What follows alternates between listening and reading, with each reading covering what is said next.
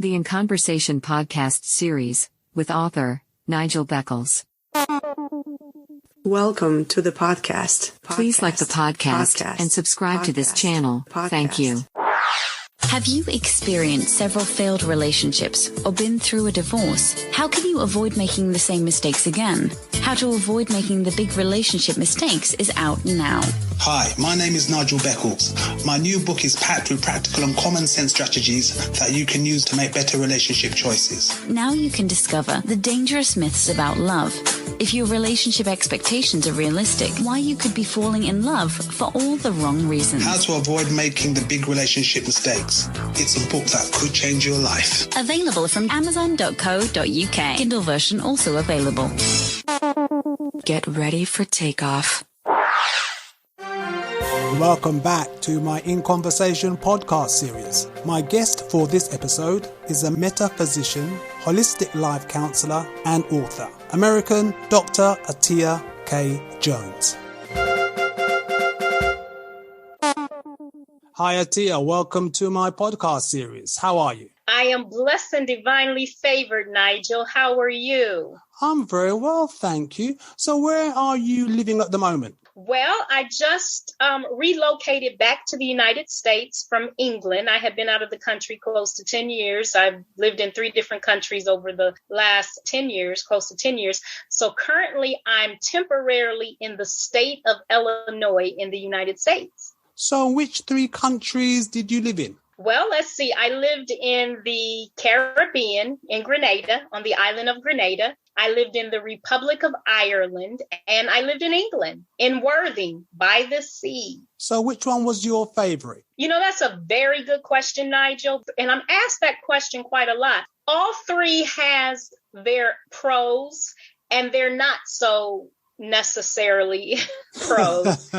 So I like to just take the best of the 3 and say how my experiences were many in all 3 places, and I've learned a lot. I don't have a favorite. Okay, and where did you grow up? I grew up in the United States in a town called Peoria, Illinois. For those who are listening, if they remember Richard Pryor, that's the town I grew up in, known for Richard Pryor, the comedian. I remember Richard Pryor very well. I understand you're a holistic life counsellor. What exactly does that involve?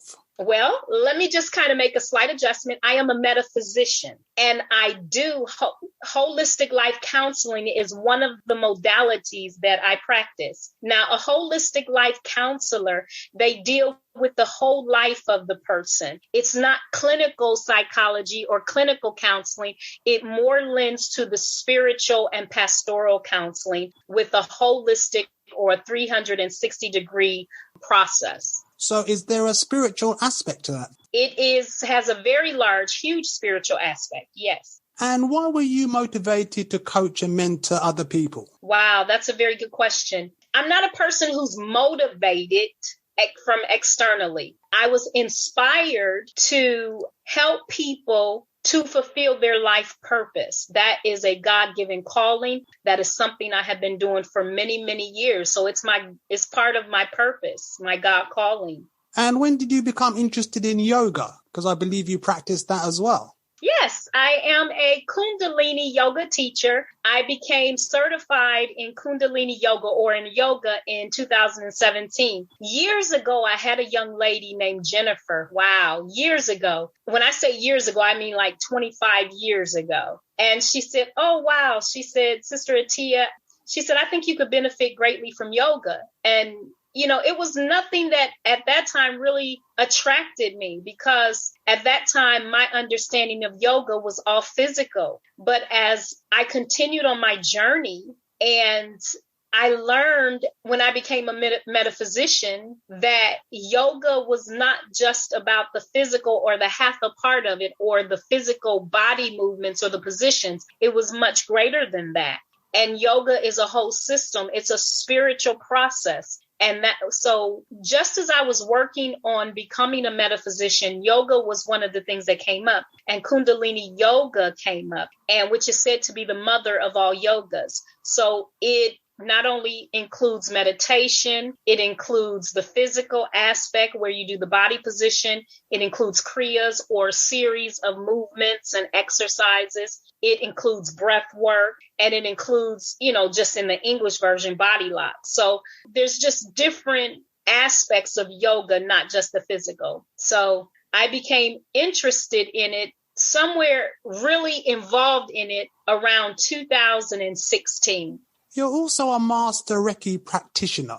What is Reiki? First of all, Reiki is a 2-syllable word, which comes from 2 Japanese words, which means God's wisdom and life force energy. So from a modalistic or a modality point of view, Reiki is a form of complementary medicine or complementary therapy that helps people to tune into their body energy. It's a healing modality, and you can do it with hands on or hands off. It can be done distant. But Reiki is a healing modality. People know of massage. People know of Qigong. People may know of Tai Chi. Well, Reiki is another one of those modalities that deal with the energy and to help transmute the energy and to gain benefit from it in every aspect of your life. That's the simplest way to explain what Reiki is. So what type of issues do your clients or potential clients approach you for? Well, I've had some that's had pains in different parts of their body. And, the body holds emotional pains. So they're considered like psychosomatic illnesses. So I've had people come to me who have high blood pressure, maybe was suffering from diabetes. Maybe some people have headaches. Maybe some people just want to gain balance in their life. Some people may have had feet or leg issues, challenges. So as a metaphysician, Reiki would be one of the modalities that I may use. I may also use energy medicine. I may use chakra healing, intuitive healing. So it varies, but those are just some of the issues that people have come to me for to seek help. Well, you've also written a book, so you're an author. What is your book called and what is it about? Well, let's see. I've published 11 books and have written many more. My most recent book is called Home-Based Business Hacking System, and it's 14 ridiculously easy steps on starting a home-based business. And that's more of a system in a book that takes a person through 14 steps of starting their home-based business. Now, the very first book that I ever wrote, it is called From Ordinary to Extraordinary. And that book basically takes people through a process of wherever they are at the moment in their life. It will take them through a process of achieving the goals and objectives that they've set in their lives. And so that book is what I consider coaching in a book. Another book that I've written is The Beauty of Being Free. And that is a book that helps a person to tap into their own free agency and to gain the kind of success in their life that they're seeking. Another one is called Purposeful Dating. Purposeful dating is about manifesting the love of your life through the power of courtship. And of course, there are several other books that I've published and that I've written. Well, you're certainly a prolific author. So, Atiya, what are your plans for the future? What's on your bucket list? Well, I tell you what, I can tell you what my next project is that's been in the works for a while, is I will be opening a spiritual retreat center. And that's one of the reasons why I returned back to the United States, is to set roots down and to build a facility, a space. I'm holding space for people to be able to come and just find that retreat. So whether they are on a sabbatical, a spiritual sabbatical, or whether they are doing a writing timeout where they want to write and focus on a book or a project, or whether they just need time out of the world and to slow life down, that is the kind of space that I'm working on opening now. Well, talking about your proposed retreat, how can people contact you? People can contact me through my website, which is www.dratiyajones.com. And that's ATIYAJONES.com. And doctor is just DR. So DRATIYAJONES.com. Well, best wishes for your future endeavors. Atiya, thank you very much for your time. Thank you so much, Nigel. I really appreciate it.